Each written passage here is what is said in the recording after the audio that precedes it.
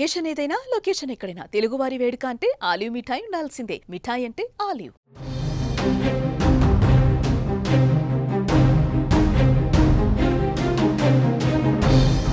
పహల్గాం దాడి ఘటన అనంతరం పాకిస్తాన్ భారత్ మధ్య ఉద్రిక్త వాతావరణం నెలకొంది. ఈ నేపథ్యంలోనే భారత్ పాకిస్తాన్ పై ప్రతీకారం తీర్చుకుంది. తాజాగా పీఓకేలో భారత వాయుసేన మెరుపు దాడులు చేపట్టింది. ఆపరేషన్ సింధూర్ పేరిట పాకిస్తాన్లోని మురేడ్కే, బహవల్పూర్, కోట్లీ, ముజఫరాబాద్ వంటి ప్రాంతాల్లో దాడులు జరిపింది. భారత సైన్యం చేపట్టిన ఈ దాడుల్లో అనేక మంది ఉగ్ర మూకలు మరణించినట్లుగా పాకిస్తాన్ సైన్యం ధృవీకరించింది. అయితే ఈ దాడి తర్వాత పాకిస్తాన్లో అక్కడ ఎలాంటి పరిస్థితులు ఉన్నాయో ఓసారి చూద్దాం.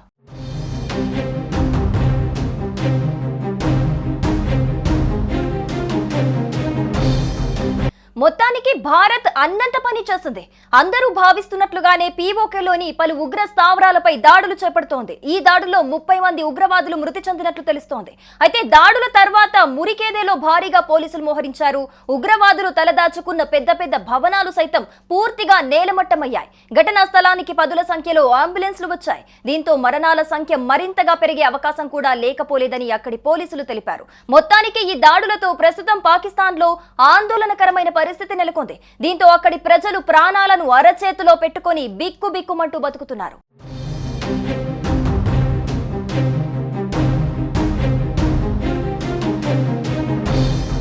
ఇక ఇదిలా ఉంటే 2019లో బాలాకోట్లో దాడి తర్వాత అతిపెద్ద సైనిక చర్య ఇదే అని తెలుస్తోంది. ఈ దాడులపై పాక్ ప్రధాని షహబాజ్ షరీఫ్ తాజాగా ట్విట్టర్ వేదికగా స్పందించారు. పాక్ శత్రువు భారత్ మా దేశంలోని 5 ప్రాంతాల్లో దాడులు జరిపింది. ఈ చర్యలకు పాకిస్తాన్ ఖచ్చితంగా బదులు తీర్చుకుంటుంది.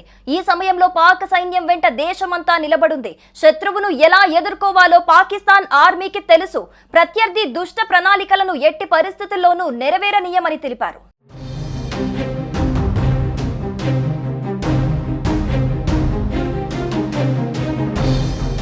సుమన్ టీవీలో మీ పర్సనల్ అండ్ బిజినెస్ ప్రమోషన్స్ కోసం కింది నెంబర్కి కాంటాక్ట్ చేయండి.